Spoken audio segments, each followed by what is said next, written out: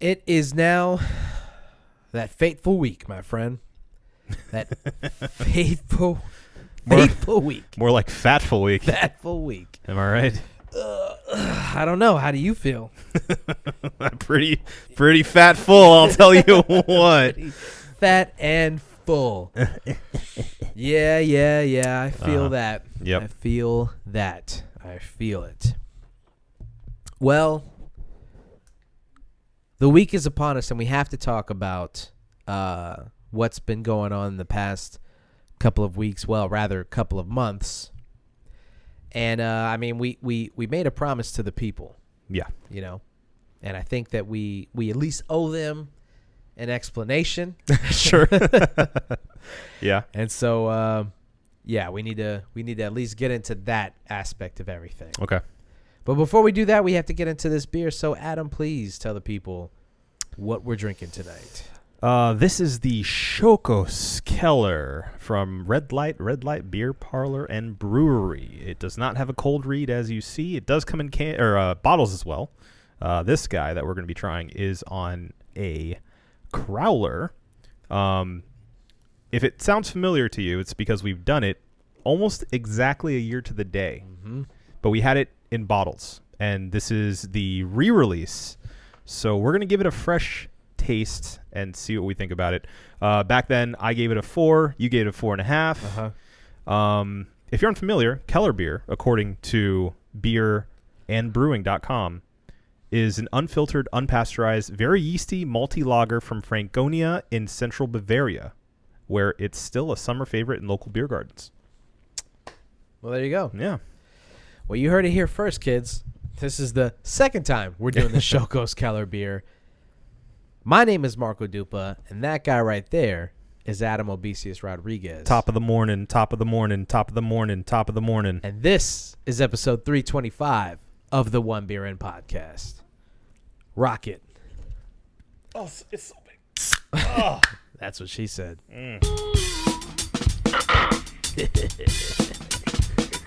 Lost to be found by someone to save you when you're down. Yes, I'm bored when it's bright out.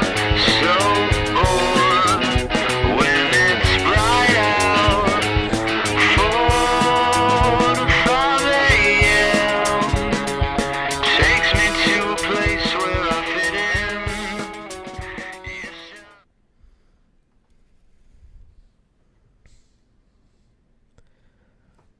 All right. Beautiful. Look at that. Look at that beautiful pour. Look at that pour of Redlight into sideward glasses. Just starts melting. Yeah. I mean, there's a little bit of shared, not a little bit, a lot of There's a lot of shared shared DNA. there, so. It's true. I'll go ahead and Good snatch bedfellows that. of local brews. Look at that. Perfect. Here, here.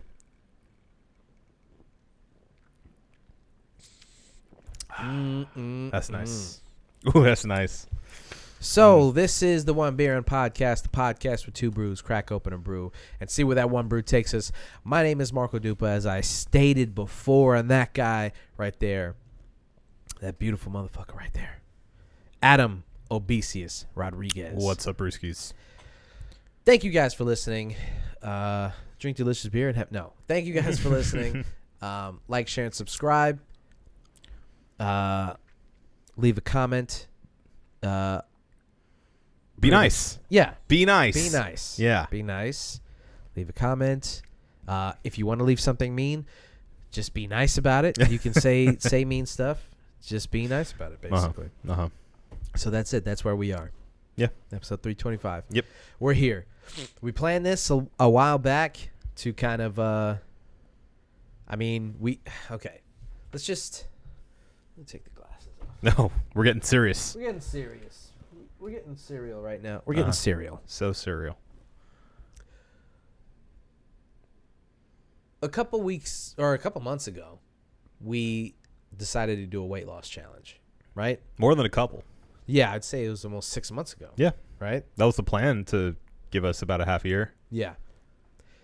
And that, I mean, part of the reason that we did that was because it's easier and more beneficial to try to lose weight over a long period of time like that than it is to be like, let's give ourselves 30 days and see how much weight we can lose. Because that's kind of like, two wrestlers just cutting weight. You could lose 20 pounds if you just cut weight. Yeah. Right?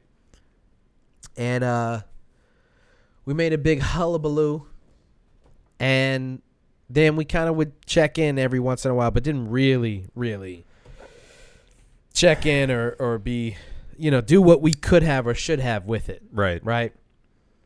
And I think that was for a number of reasons. Mm-hmm. The least of which being everything that was going on with you. Oh, don't blame me for this. I mean, I'm not blaming you. There's nothing to blame because let's just be for real. Yeah. Do you want to go over the results? I guess we have to. I mean, that's part of the competition, isn't it? It is a As competition. you relish in it. Still, I mean, All right, let me sweep the rug from right under you. You won, okay? You won. God. So how much did you lose? We'll make this the Marco victory lap episode. As I huff and puff in my obese body, you big old sweating body, after you. big old obese body. Uh-huh. Okay. So a lot can change in 6 months. Sure. It sounds like a voiceover. Yeah, right. A lot can change in 6 months. A lot can change in 6 months. A lot did change in 6 months. For me personally, a lot did change. Yeah. So, a complete and utter lifestyle change when we started the challenge to where we are now. Right. I'll just answer your question. Let's just get it out of the way. Sure. Yeah. Let me pull my. Oh, you phone wrote out. it down. No. I have to do the math in my head because it's so much so weight. much, I can't do it. I love it. On my head. Okay.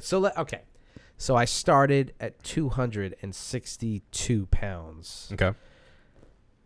At the the smallest that I got throughout the 6 months was 221 pounds. So 41 pounds I lost. That's huge in total. That is I'm huge. hovering around like 222, 223 ish. Okay. But yeah, the smallest I got throughout the 6 months was 221. Okay. So about 41 pounds. So there you go. That's how much I lost. It's big time. But yeah, I think it like I said, a lot can change in 6 months, and a lot did change in 6 months for me. The least of which the job situation. We're far enough away from it now that like I feel like it's not like I'm ever gonna go back to that fucking place. It was slowly killing me. Yeah. The office job that I had, And threatening to kill you for real. Literally threatening to kill me. They did there was a lot of things, a lot of policies and a lot of ways that they handled the place that I didn't agree with. But I mean, at the end of the day, it was me. I was the one sitting there on my ass, depressed, just slowly dying, eating, and not doing anything about it until the fateful opportunity that I was that I saw arise at Redlight, where they needed inexperienced, basically. Where not that they needed inexperienced people. I'm sure that they would love to have somebody who's been bartending their whole life, but they gave a couple of us the opportunity who hadn't been bartending to kind of jump in there and get our feet wet. And I am forever indebted to Redlight for just being like, fuck it, let's see what you got. Yeah. It's not, you're just pouring beer. It's not the hardest thing in the world. You can figure it out. You're a smart guy. You got it. Yeah. And being given that opportunity. Empowered. Very empowered. And I owe them a lot for that because it was the launching pad or the bayouing of my fat body out of the water and into, actually changing a couple things in my life. Mm-hmm. I had to be active, just being at the bar. It gets busy and you're running around. You're not even thinking about it. You're just moving constantly. Mm-hmm. So that was the first thing, changing my eating habits. You can eat whatever you want when you're at an office job because you just sit there. Right. So it's like, whatever. Like, what difference does it make? It's not like I have to get up and fill do my anything. hole. Yeah. Yeah. Make it harder for me to move. I'm sure that's what they want, is for you to just lay there and just not move at all. The fat vampire and Blade on the computers. Exactly. Frost.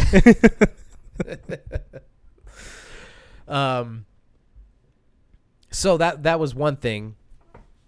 The eating habits was a big thing. The just moving period was a big thing. Those were two huge things. I started working out. I started feeling better about myself. Those they both kind of coincided. Moving and feeling better, losing weight, looking better, so on, blah blah blah. Right. All of those things kind of coincided, but it started with a huge lifestyle change of telling myself I'm not gonna sit here and just die slowly at this job that I fucking hate. Because it's one thing to have an office job where you're at least being fulfilled in some way, or you're doing something that you're passionate about, even if it's not, even if it's still, it's a job. It's a job, so it's always going to be work. a job. Redlight is a job. It's always going to be a job. Yeah. But what I was doing wasn't even the job itself wasn't fulfilling, and the people that I worked with were unfulfilling. What we were doing, the end result, the money, all of it was just super unfulfilling. Right. Management, the place was just, it's run like a joke. And I'm sure that their doors are still open because they can just continue to get people in and out of those doors, and it really doesn't matter. And my position was just a data entry position, so I'm sure they put another corpse there that could type. Right. And that's all that really matters. But, fuck that place. Roast them. Yeah, fuck them. The whole from all the way up top, all the way down to the people that I was working with directly. Pretty much all of them sucked. They all just sucked, and I hope that they listen to this, and I hope that they message me and be like, "What the fuck, man? I thought we were cool. We weren't." I put on the face so that I didn't fucking blow my brains out and kill you guys first. Yeah, like it is what it is. Well, I think you made the right choice. I think history will show you made the correct choice. Yeah. That's great. I saw it even before we started the challenge that you seemed just more engaged in general once you got the job at Redlight and left the old one. So yeah, it's good that it's now sort of paying dividends and leading you to winning my self-sabotaging challenge. Yeah, I'll take it. You did self-sabotage. Not intentionally, obviously. Everything. Listen. The only reason that I'm not letting you out of the competition is because I want you to cook me a steak, okay? So, I don't care if you had to lop off a leg. That's the steak. Me the steak. That is the steak. I'll take that. But, you had a lot going on in these past 6 months. I mean, more so than we can even really recount on just this episode alone. Yeah. But personally, you yeah, had a lot happen. Sure. And again, I don't want to use any of it as an excuse. I hate that. And it was I'll be honest, it was a very frustrating time for me. Not specifically, just because of this contest, but just the back and forth in general of me trying to get back into exercise and then going one step forward and two steps back. Because I have ankylosing spondylitis, if you're listening for the first time. It's an autoimmune disease that makes my back balsa wood. Basically. Yeah. So it leads to chronic pain, and I have to be very careful about the exercise I do, and I can't overdo it. And if I do, I'm going to be sore for the next week. So, I'm not chalking this all up to a failure, because I did learn a lot in this experience. And genuinely, you losing all that weight is inspirational to me. It shows that it's possible. And, it just takes lifestyle changes that seem like a lot on the outset, but really aren't once you're doing them. Yeah. So, that is a good thing that I've gleaned from it. But also, just learning my body better. Yeah. And now I feel like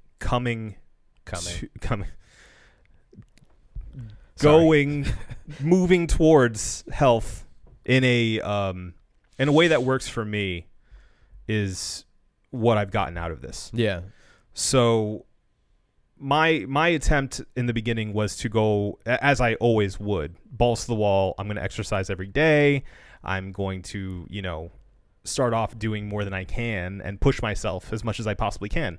Mm-hmm. And that led to me continuously getting hurt and then being out of commission for 2 weeks at a time. Yeah. And then in between that, I got flare-ups with my disease where I just, didn't feel well enough to be able to work out. And, it just was a cycle of frustration that I really struggled with in that time. Yeah.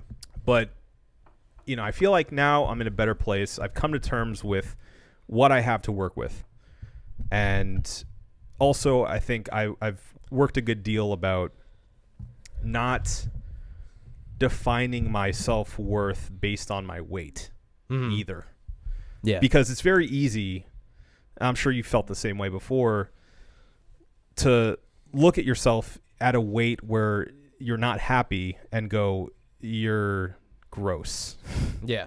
You're disgusting. Nobody likes you. You're gross and you look gross. And why would anyone think you're cool because you're so gross? Look at you. Fatty McFat. Yeah. Which is something I struggled with. And it only led to that frustration of not feeling like I'm getting the results that I wanted because I constantly overdid it. Yeah. So it's a mental game for me to be able to now balance better between doing as much as I can without overdoing it. Mm-hmm. So it's a struggle. That's my own personal struggle that I have to, be cognizant of every time I work out. Yeah. So I'm doing that. And I have kept a steady 10 to 15 pounds off. That's nice. That's good. There's that. That's nothing to shake a stick at, man. Yeah. So I've had that, which has been good. It was a surprise to me because I gained a little bit in the times that I wasn't able to work out in the past 3 weeks. And then just yesterday or the day before, I checked myself in and I was 15 pounds lower. Nice. So, I guess it's working what I'm doing. But yeah, I mean, I don't want it to be a bummer is what I'm saying. Don't feel sorry for me. Don't feel sorry for him. Don't feel sorry for me. I mean, I think, admittedly, I had an advantage over you obviously I don't have an autoimmune disease, so that helps. But then the other thing was, I had gotten to my heaviest working at my previous job. Mm-hmm. And I'd never, ever been that big before. And so I think literally doing anything, I would have lost at least 10 to 15 pounds. Yeah. Just doing anything. Just getting off my ass for 5 to 10 minutes. Because I was doing so dramatically little that, I mean, it was like when you see those weight loss things on TV. They used to do the infomercials with the weight loss pills or whatever. And you would see a guy, it'd be like a before and after, and the dude would be, you could look at him and you'd be like, well, he just looks like a guy who used to be shredded and just isn't anymore. Mm-hmm. And then the after picture is him shredded again. Right. And what I later found out was that's exactly what they do. They take a guy who is shredded, they tell him stop working out for 3 months. He gets a little pudgy. Then they put him on the pill. Then get back to it. Then tell him to do whatever he was doing before so that they can legally say, well, the pill helped him. Yeah. Right? And nefarious. And so that's kind of what I felt like I got to a point where, I've always been a bigger guy, but I've never been as big as I was. And it felt like I was just intentionally doing things detrimental to my health. Yeah, you're going out of your way to be that big. Yes. Yeah. And so doing anything to not be that big was going to help me lose weight. So I definitely had that, I feel like, as an advantage. And also, just losing more weight than you and winning the competition. There's that too, just because I want that steak really badly. So there's that. That's fine. There's that. That's fine. So I deserve to cook it and not eat it. Yeah. And just look at it Yep. and go. Yep. I mean, you can buy yourself one and cook too, but you gotta cook mine first so that whatever skills you have, you implement Pour them into that. Yeah. And then the next steak you can work on afterwards. If I do get my own steak, it'll have to be a cheaper cut. It just has to be. Yeah. It has to be. Yeah. Okay. Well, it was a valiant effort on my part, and I just want to thank all the people out there rooting for me and me only. Yep. But yeah, no, I mean, genuinely, I appreciate the competition. I think it was good for both of us. And yeah, I'm gonna keep on plugging along.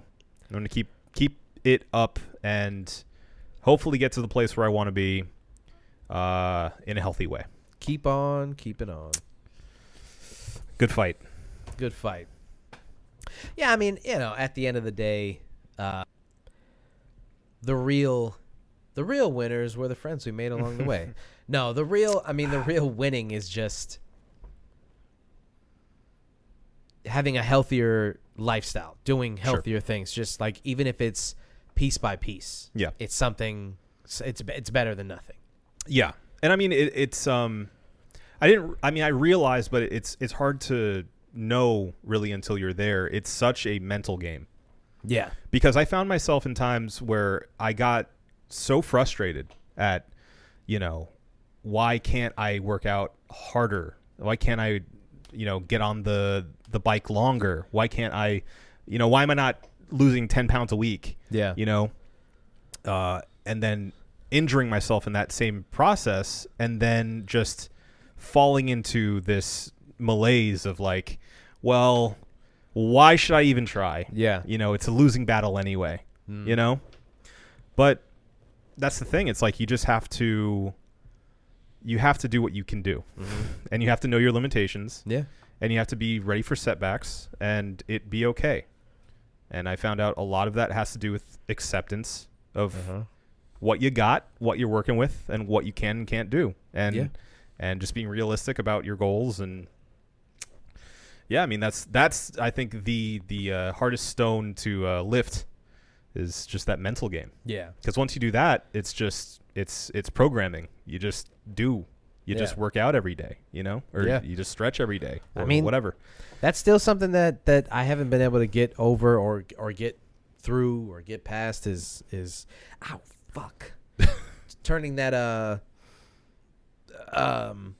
because they tell I don't know how long you're supposed to do something before it turns into a habit. I think it's like 30 days or something. Whatever it is, I haven't done it. 28 days, something like that. I don't know. A month, give or take. I haven't done that with the working out, so that's still hard for me. I can't. It's just hard, man. Yeah, it's just hard. I'm still, still trying to get. I think that's the next level, is doing that consistently because I'll do the fucking, elliptical. Yeah, and be like and then every like couple of days, every couple of weeks, I'll like get in the garage and do like some, do like some squats, some Roman rows, some overhead lifts and stuff like that, and then I'll be like, I did that. I'm good. I'm accomplished for the next month. Yeah, I'm good now. Half. Got my time in. Yeah. So it is a mental game as much as it is probably more than it is anything else, especially more than it is a physical game. It really is like waking up every day and telling yourself that you're going to do this thing. Yeah. So, well, and it sounds really defeatist, but the thing that I've come to terms with my disease is just you're given a deck of cards. You got what you got, you're given your hand. Yeah. And you have to don't settle with what you got because you can always improve, but you have to at least be okay with what you got, and accept it. I think Defeatist is the wrong word. Acceptance is the word. Yeah. It's like acceptance isn't defeat. You're not accepting defeat. It's accepting, where you are in life. Right. Like reality. What you have to do now versus what you thought you could do or what you thought you were gonna do or what you wish was. Yeah. You accept what is, and you use that information and move forward with that. You know. Yep. So we doing another weight loss challenge? Or? Sure. I'll have to think about some rules to even the playing field, potentially. Yeah, I mean, we can do something that that makes it so that it's not just straight up 1-to-1. Yeah. Loss to loss. I don't know. We'll have to think about that. If you guys at home have any ideas for us, put it in the comments. Well, I mean, we didn't do Biggest Loser rules, which I guess was taking the full percentage or whatever. Sure, the body fat percentage and all that, and we could do that because that's different. That's different than just straight up weight loss. Sure. Because honestly, I just lost a ton of weight, but body fat index, I was looking. I have a scale, which obviously this is very imperfect science, but my scale does. You input in your information, and it gives you a rough BMI. Right. And the number went down, but it's not like it fucking dropped dramatic. It didn't. I'll just say this: it didn't drop as dramatically as the weight itself. Yeah. The BMI number was only I don't know. It was it was a lot. I'm a lot of fat. Yeah, it's always kind of stunning how it's a jarring what number. your number is if you're not familiar with your BMI. Yeah. Well, the fact that the number doesn't have to be that high for them to be you're fat. Yeah. It's clinically obese. Yeah. When the number is clinically obese, you're oh, wow. Yeah. Clinically obese? Hurts a little bit. You mean I'm gonna die if I don't do something soon? And you're you look at yourself in the mirror, and I'm I'll say this. I got down to XL shirts, and the jeans that I've been wearing fit a little looser. So I'm nice. I'm feeling good. I'm looking good. Yeah. I'm buying button up shirts that I couldn't button before. Now I can. Mm-hmm. And you still look at that BMI, and they're like, whoa, that's nice, but you're still gonna you got die. a ways.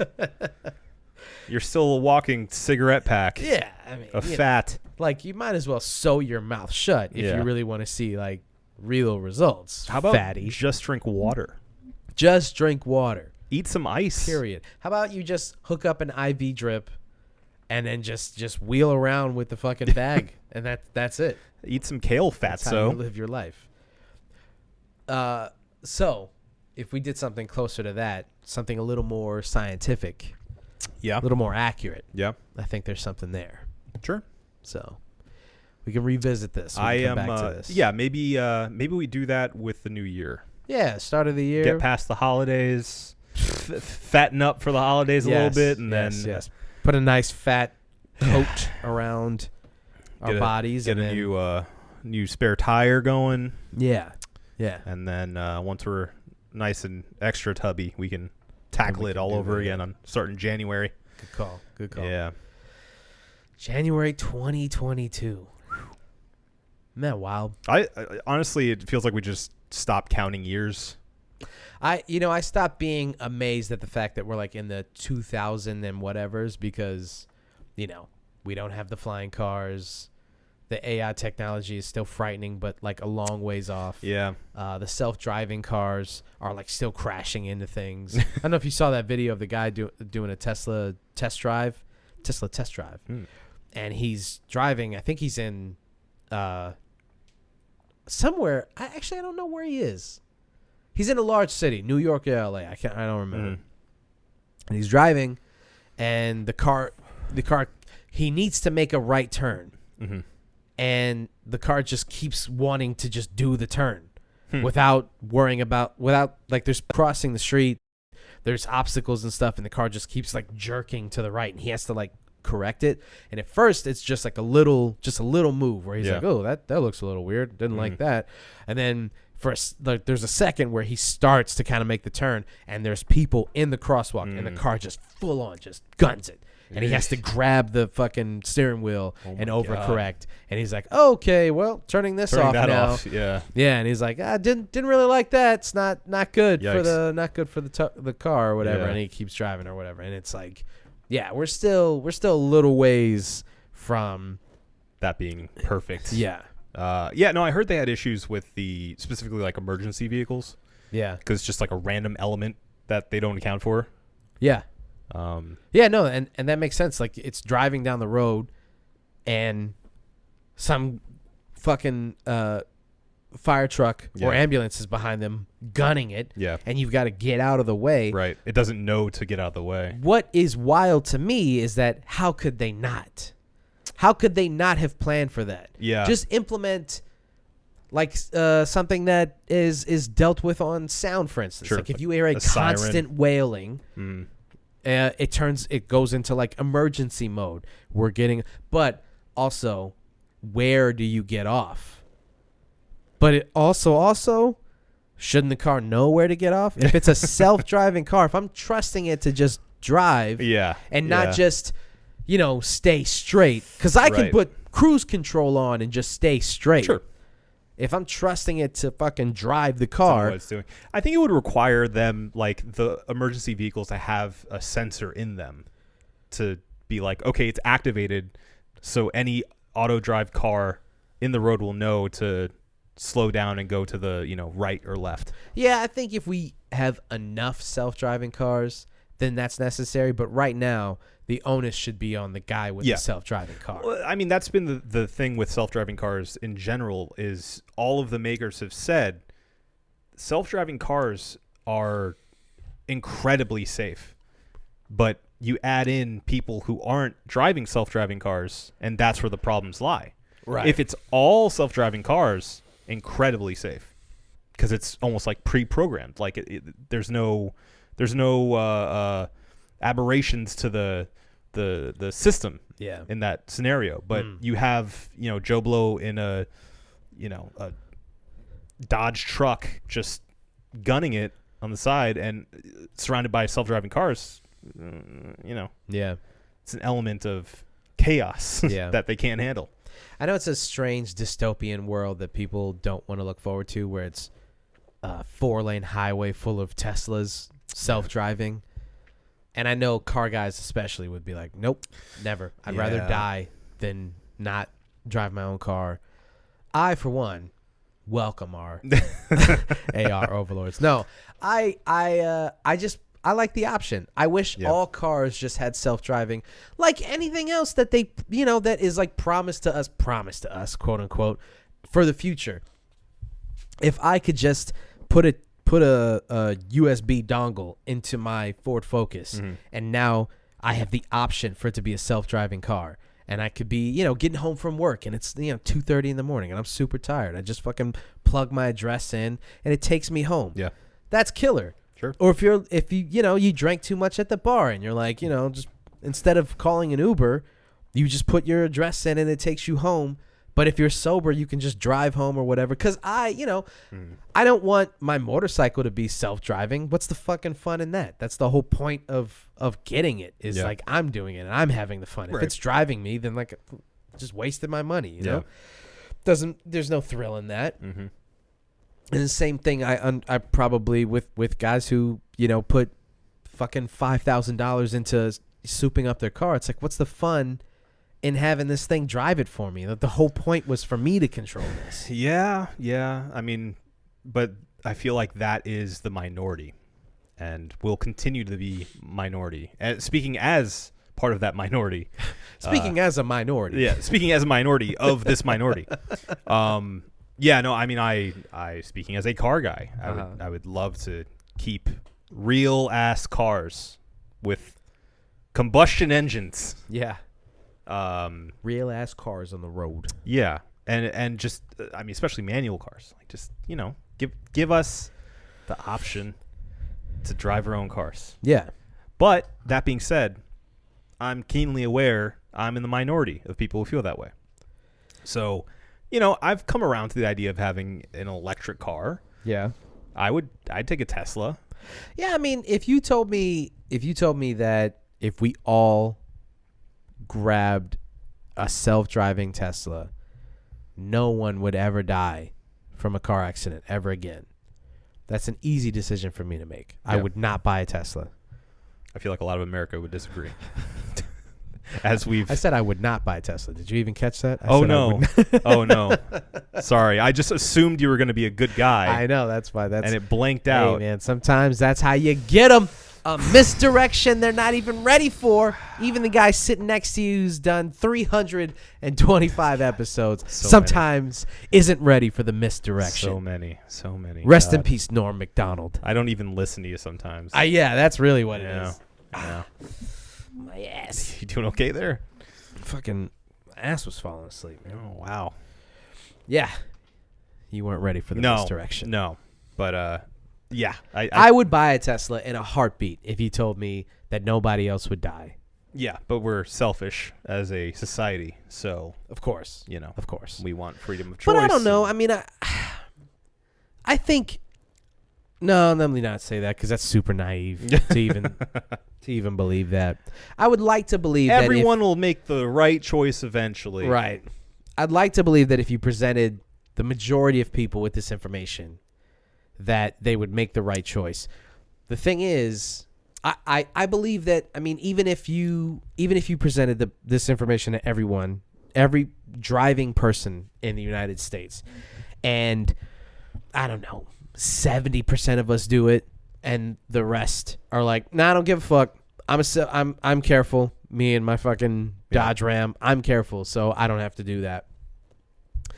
That has to reduce the number of vehicular homicides or not homicides, vehicular accidents and deaths. Yeah. That would have to reduce that number by a significant amount, right? Think so. Enough that it's like, fine, you want to be a selfish prick, then we all just get to stare at you on the road when you're fucking and you're fucking rolling coal. Yeah. We all just get to stare at you like your F-250. Fucking one of those guys, huh? Bastard. And then eventually they'll kill themselves anyway because they're the only ones who are not driving self-driving cars. And then when they fucking, they get drunk and then drive themselves into a ditch and like wrap themselves around a tree and they die, it's like, right? It's awesome. Sure. Yeah. Well, it's funny because I was watching an old clip of, it was in some southern state, maybe Tennessee or something. Yeah. When they instated the seatbelt law in a specific town, and it was a bunch of old guys that were saying, I am literally going to drive around the city limits to get back home because they're not going to tell me I got to wear a seatbelt. That's crazy. And this was real? Yeah, it's real. It's real. I think it was like in the 60s or early 70s when they put the seatbelt law in. And I mean, yeah, it's just guys saying like, no, it's a freedom that I have to choose to not wear a seatbelt if I don't want to. That's crazy. So people do that now, I guess, and that's why it was published in the first place. Was like, this happens every time something's mandated by the government. In general, it shouldn't be a surprise that anything mandated by the government is going to have a lot of scrutiny, whether it makes sense to scrutinize or not. I mean, even if they told me like, all right, it's the law now, you have to wear a helmet to drive, I'd be like, well, that's the law, whatever. Like, it's some stuff. Because you're a sheep. Yeah. There's some things where I'm like, all right, no. You've gone too far now. But there's some things where it's like, this is for your safety. Sure. This is a law so that you don't die. Yeah. Putting a seatbelt on, I'm not even going to argue seatbelts. It's just it's so stupid to even have this discussion about like the benefits of seatbelts. But that's the thing is like, if you think about it, a seatbelt is a personal choice, right? Right. It doesn't affect anyone but you in your car. Yes. So, in a way, you could make the argument, why is the government reaching in and saying that I have to be safe? What if I don't want to be safe? And no, I would agree with that. I don't believe that we should be getting fined for not wearing a seatbelt, because I do believe it's a personal choice. Okay. That is something that affects you. I think when people try to make those kind of comparisons when it comes to, say, vaccines, for instance, that's not something that only affects you. Sure. Your choice to wear a seatbelt or to do drugs or to, kill yourself or do anything to your own body. Well, do drugs or drink, but not drive. Yeah, keep it. Yeah, stay in the house. Yeah. If you're in your own home, own home, and you stick 3 heroin needles in you, that's your choice. Sure. And I believe that. Yeah. I believe when it comes to hard drugs, when it comes to any of that, it's like, look, if you want to do it, that's your business, brother. I don't care. Right. I don't think that the government or local law enforcement should be able to kick your door in and say you don't get to do these drugs. As long as you're doing them to yourself. Once you start selling them, giving them away, doing them, and then leaving your home and doing weird shit to people, tossing dirty needles in the street. Yeah, all of that has to do with the rest of us. Yeah. So I think the argument that people make when they're like, well, it's just like blah, blah, blah, it's not. Because you're out and about affecting other people. Right. I think that's a big differentiator. Yeah. But, honestly, I understand the fear of government overreach. I get it whenever – I mean, it's in human nature. Maybe not all of humans, but especially American in the character of the American individualist. Like, you're not going to tell me what to do, okay? Yeah. I'm going to do what I want to do. Yeah. Don't tell me what to do. So the second, even if it's for your own good, we don't like to be told what to do. Yeah. It's like the world's end. Yeah. Like the whole alien overreach thing of like, we're doing this to make you guys safer and better. Like you're going to be part of something so much bigger and it's good for you. Yeah. No, we reject it. Yeah. We reject it because we'd rather kill ourselves and have our freedoms. I think Americans more so than almost any other culture in the world. Yeah, values that kind of. I mean, it's ingrained in our American spirit. Yeah, and I get it and I respect it. There's just some things that to me aren't worth the fight. Wearing a seatbelt to me is not worth the fight. Wearing a seatbelt is like it's proven to keep you alive. Yeah, well, it's I think. We've talked about it doesn't affect anyone but the person who decides whether or not to wear it, right? Mm-hmm. But I think it's put in place as a deterrent for somebody who would end up killing themselves. Yeah. It's just put in place to be like I don't want to get a ticket, so I'll wear it this time. Ooh, I get in an accident that time. That would have been fatal if I wasn't wearing it. Great. Yeah. The law worked. Yeah. It's a general betterment of society law. Yeah. Well, and the thing is, like, it's a hard. I think it's a very complex conversation when you start to get into things like civil rights, for instance. There had to be a point where the government stepped in and said, you can't stop black people and white people from going to school together. Right. We're not going to stop this anymore. We're going to have this happen. We're going to send the National Guard in to make sure these kids get to go to this school. Yeah. Yeah. And that was a law that that was government overreach, quote unquote, to a lot of America. That was government overreach. Yeah. And so you get to a point where, and you'll have somebody in 2021 say, well, yeah, of course they had to do that. But, at the time, there was, the majority of America who was going, no. Yeah. I don't know about that. We got this. Everything is working out fine for us. Yeah. Why do they need to come to our schools? Right. They have their own schools. We've got a good thing going here. It's okay. Great. Why do they need to step in and fuck everything up? Yeah. This is what they always do. Every fucking century they come in and they fuck things up. Who were they? The government. Oh, okay. Yeah. So there's a place, there's a spot, there's a moment where you have to acknowledge the fact that like some kind of government overreach is necessary. Sure. Now, how much and what it pertains to is a matter of debate. But some things are like, or like with gay people or queer people, period. Mm-hmm. It's another thing of like, how much should the government step in and say, look, you're just gonna give these people rights. We don't care if you like it or not. Sure. You're gonna give these people rights. Yeah. You know, like when you hear stories about like, you know, the baker who didn't want to bake a cake for a queer couple, and you're just like, should the government step in that situation, or should they just let those bakers bake whatever cake? So should you let the law of the land, or should you let consumers vote with their wallets, or so on and so forth? Let the market work itself out. Right. And as a government body, you can't step in and force someone to bake a cake for somebody else. No. But at what point do you go, well, you don't get to open this business in this area if you're not going to serve everyone? Right? That's the level of it's not this individual freedom. It's like, all right, you can start your own business, but we own this land. The government owns this plot of land. You bought into this to make money here, but you have to abide by our rules. And at what point do their rules clash with your personal beliefs?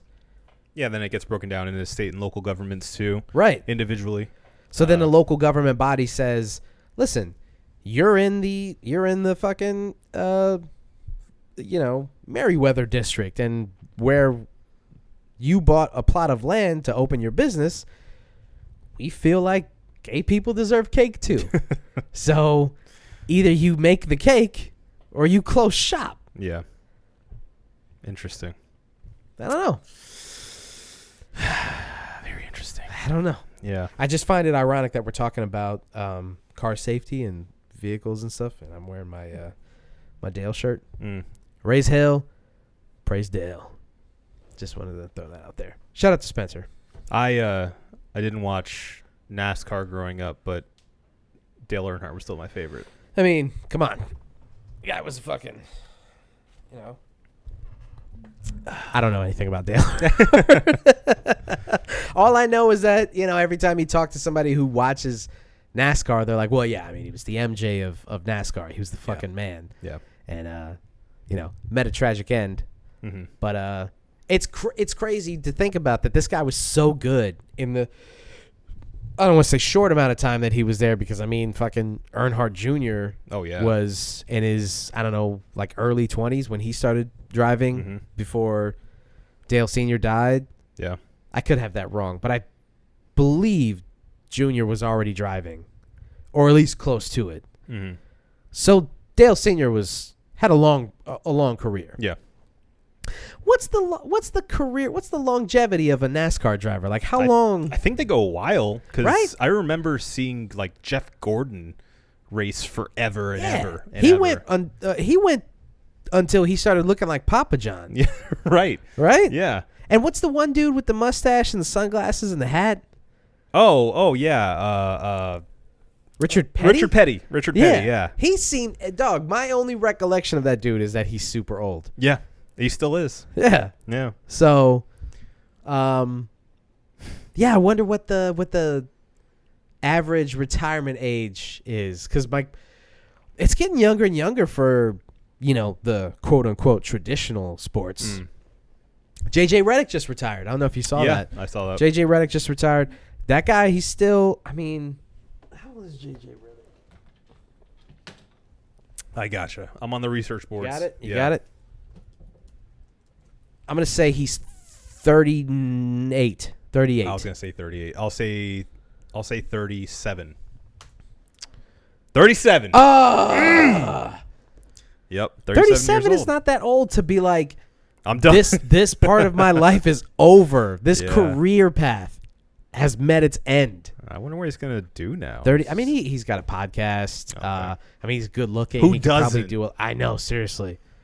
He can do a lot. Do TV maybe. Yeah, he'll be a commentator. I think he'll commentate basketball until he's in his like 70s. Sure, why not? Yeah. That's what everyone does, right?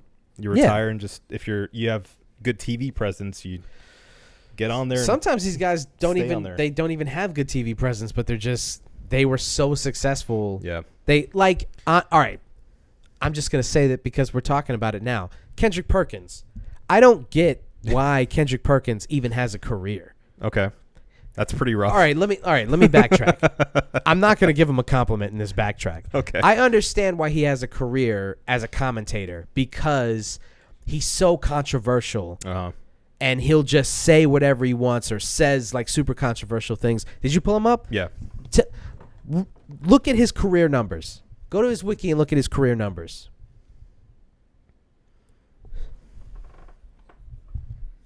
Okay. As a championship center, he averaged for his career 5 points, 5 rebounds, 1 assist. Yeah. As a career center. Yeah. If anybody else on this planet averaged those numbers, they would be a stepping stone in the history of the NBA. Yeah. But instead, he goes on his Twitter account and he says wild things about current NBA players. And then they gave him a job as a commentator on ESPN and whatever else because he continues to say wild things about current NBA players. That's it. Yeah. The only reason he has a career is because he had the balls. And I don't even really know if it takes balls to do this, but he had the balls to just shit on current just talk NBA shit. guys. That's it. I would say the only thing that he has is he doesn't want to make friends with these guys, so he can just say whatever he wants about them. Yep. It's the beard too. Yes. Yeah. The beard's pretty illustrious. You got to give him that. You just have to. It's a good beard. But no, while he was playing, we all hated Kendrick Perkins. Everybody hated Kendrick Perkins. We looked at that Oklahoma team that he was on, and we were just like, Kendrick Perkins sucks. Why is he starting? It doesn't make any sense. They have Kevin Durant, Russell Westbrook, and then you've got James Harden coming off the bench. Why is Kendrick Perkins on that team? He's terrible. Fuck Kendrick Perkins. And yet, he's made a career out of being that guy. Yet he endures. And so Actually born the same year as JJ Redick. There's no way him and JJ Redick are the same age. He's actually technically younger. He's 36 right now. That's crazy. Yeah, they're both. He is only 5 years older than me. They're both born in 84. Dog, he looks like he's 56 years old. He's only 5 years older than me. He really, really does. I mean, maybe it's the beard. I think the beard ages him a lot. That's insane. Yeah, he does. He looks pretty he looks old. So old, and he's only 5 years older than you and I. This is the Kendrick Perkins roast hour. Fuck him. I never liked him as a player. I don't like his commentary. I don't like his opinions. I don't care. Okay. And well, there goes the sponsorship. I'll just say this. I'm pretty sure there's not a lot of people who are going to come to fucking Kendrick Perkins' defense. There's one guy. Unless There's definitely one guy. There's one guy. Yeah. Yeah, him and his burner account. That's it. It's so 2 dislikes. Here we come. Perkins stands. The Perkins stands. Sorry, We'll brace for it. I don't know where that came from. It's okay. I'm glad you got it out. I needed to. Yeah. Whew. All right. Get some Schoko semi. Mm-hmm. All right, we could technically just get the fuck out of here. What are you thinking? What do you think? Yeah, why not? Let's keep it an evergreen like we planned, right? That's how I feel. Yeah, let's do that. All right. Let's get out while the getting's good. I think seatbelts is an evergreen Seatbelts topic. is pretty evergreen. Yeah. Yes. But we do still need to do our cheers of the week. Oh, we do. Yes. Ooh. I've got one if you need time. Yeah, go ahead. I need Okay. time. My cheers of the week is to therapy. Yes. That's a tremendous cheers of the week. Yes, I'm fresh to going to therapy. So I just started. I'm, 2 weeks in, maybe 3. Mm-hmm. Time flies when you're being analyzed. Yeah, I talked today a lot about my challenges with frustrations and acceptance and all that stuff, and I feel like a big deal of that was handled by my work in therapy now. And I feel like it has been a big help. It's been something I've kind of pushed off for a long time. Mm-hmm. I don't know why. I think it's a, tough guy thing because that's what I am. You're a big old tough real guy. Big tough guy. Big tough guy. So I just want to let you guys know, even if you're a big old tough guy like me, Like him. give therapy a shot. It's not scary. Well, it's a little scary. But it's okay. It's okay. You learn about yourself. You learn how to deal with things. I'm still definitely a work in progress, but I already feel like even in this small time, I've learned a lot, and I'm dealing with my anxiety a lot better, and it helps. So don't be afraid. Go get some therapy. That's all I'm saying. You probably need it. Everybody needs it. Yeah. Don't kid yourself into thinking that you don't need it. No, I genuinely think everyone needs it. Every adult, at least. Yeah, I'm not For joking. sure. I think, for sure. I think every adult needs. I mean, everybody needs someone to talk to that is an objective source. Yeah. We can only talk so much shit to each other Right.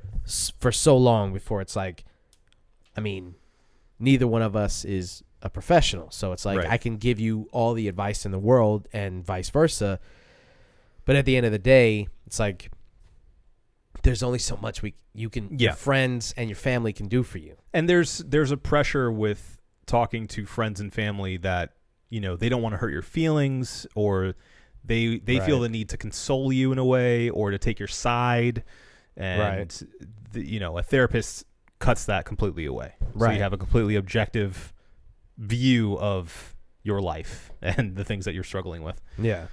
So yeah, it's definitely helpful. Definitely helpful. That's good. Yeah. We cheersed Norm last week. We did. Mm-hmm. So that kind of took the place of, okay, I got one. It just kind of popped up, and I feel like I didn't get to talk I guess I may have talked about it on the show last week a little bit. Big E. Big E. I don't think you did you? Okay, good. Maybe I didn't. Well, shout out, cheers of the week to Big E Langston. Bam.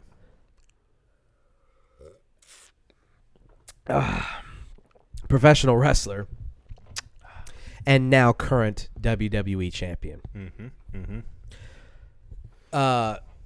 He's only the 6th or 7th African American champion in the history of the company. Yeah. And not only that, if you take away the champions who they gave the big gold belt to, I'm gonna get a little nerdy for a second. Okay. Go ahead.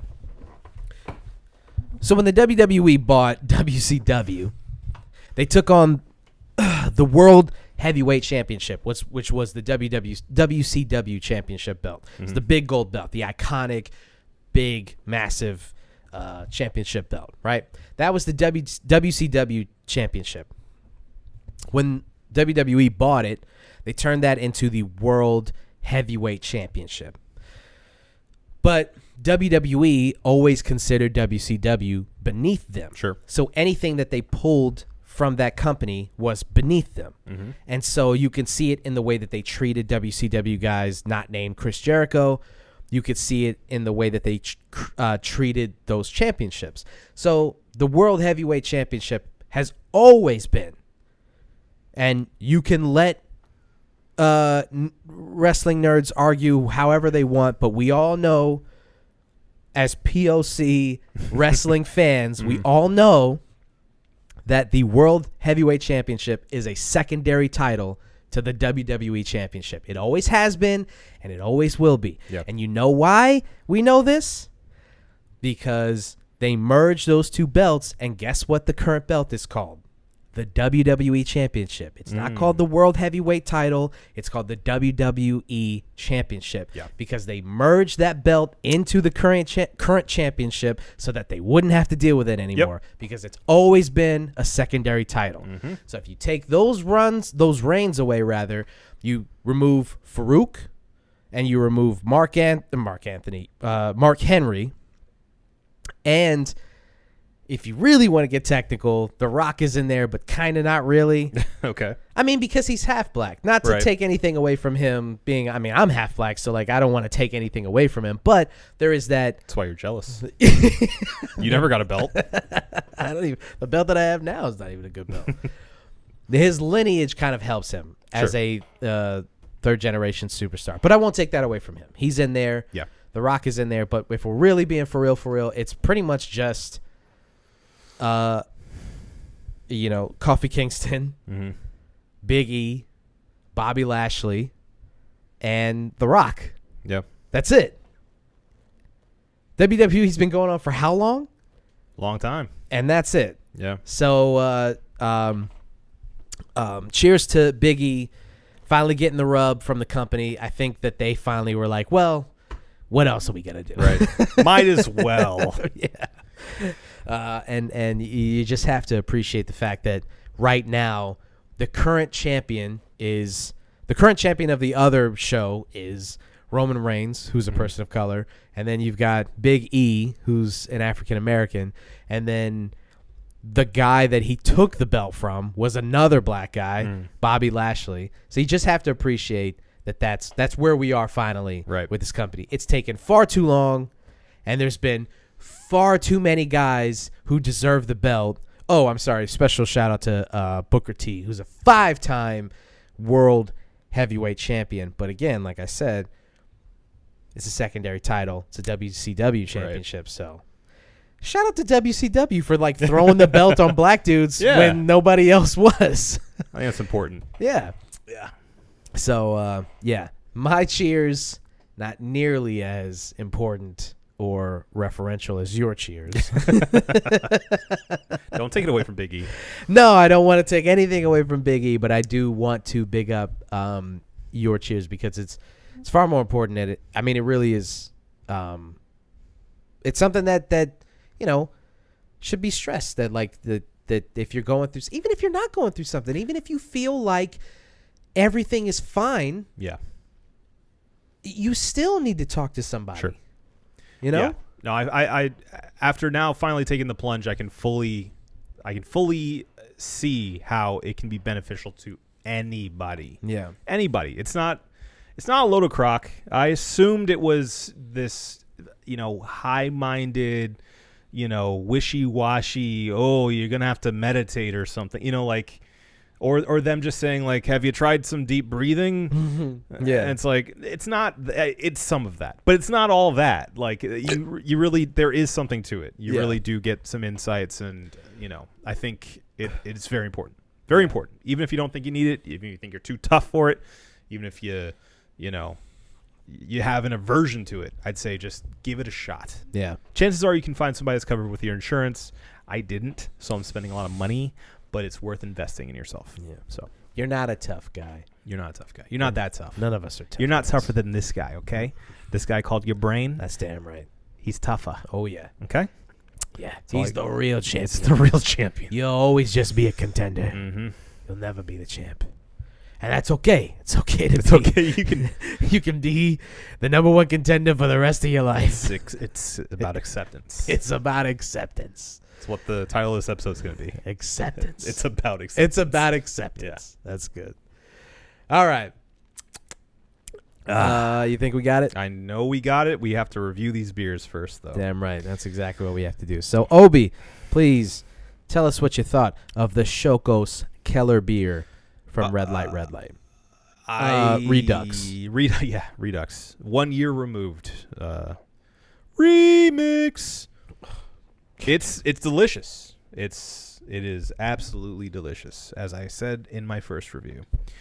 Very well balanced, malty and sweet without being over the top and not giving you that like overly sugary aftertaste that I really dislike. Real easy drinker. I'm gonna give it what it deserved in the first place. I'm gonna give it a 5. It's 5.5. 5.5. I'm gonna give it a 5.5 because I just thought and I realized I can't really think of a way that it could have improved in what it was doing. Yeah. For the most part. Yeah. So yeah, very evenly balanced. Safe ABV, so you're not off your ass. Yeah. But, 5.8. Yeah, but sweet, smooth, tasty. Nice. You know what? I'll also give it a 5.5. I mean, I teeter on a 6. I teeter on a perfect score. Yeah. I don't know. Is it weird to just give it just have another perfect score? Would I give a perfect score give a perfect score to something recently? We both did, didn't we? Did we? We both? I thought we agreed for a 6, maybe like 3 episodes ago. It was definitely very recently. Yeah. That's how memorable. That's how often we do this. Fuck it. I'm just going to give it I'm doing it. Okay. I'm doing it. All right. That's 2 6s, okay? It's the year of the 6s. I'm doing it. 6. I think maybe I want to be a little more lenient with my score, but also, I mean, less than that. I think we gave the Dome a 6. Yeah, the cold IPA from Sideward. Yeah. Yeah, I could see that. I think that, yeah, I mean, it's like you said, I don't know what they could have done to improve this. I think that, I mean, my initial score was maybe, well, first of all, it was from a bottle, so it was bottle conditioned. Sure. So that kind of changes the profile of it. And also, I mean, I got to, obviously working there, I get to drink it a little bit more, and I get to like really just kind of appreciate it. Yeah, I drink it and I get to just kind of sit with it more. And I'm like, and I think that maybe that might change our score of a lot of beers. Yeah. If we had a moment to like, not only just sit with the beer, but if say somebody from the brewery were, I don't know, educating us on like what we should be appreciating about the beer. I mean, the way that we review these things is very just like casual beer drinking, kind of like drinkability. Yeah. Is it as good as advertised? Not even as good as advertised, but is it what it is as advertised? The presentation, the color, the scent, all of that stuff kind of goes into it. I think that it would help to have somebody there kind of explaining it to you, but at the same time, you could have, the guy who put his fucking foot in the beer itself explaining it to you, and if it still sucks, it sucks. It's like, it is what it is. It needs to stand on its own merits, but you can get a more of an appreciation if you understand what goes into it. Yeah. Yeah. And I think with this, I just can't find anything that would dock the score from its taste to its, sound, smell, its color, its presentation, it's everything. Just think it's just a perfect lager. Yeah. I just think it's a perfect lager. So I'm going to give it a 6. All right. So a 6 for me and a 5.5 for you, good sir. Now we can get out of here, right? Yep. Let's get the fuck out of here. This has been the Onebeerin Podcast. For myself, Marco Dupa. For Adam Obesius Rodriguez. Top of the morning. Thank you guys for listening. Drink delicious beer and have a beautiful evening. We love you.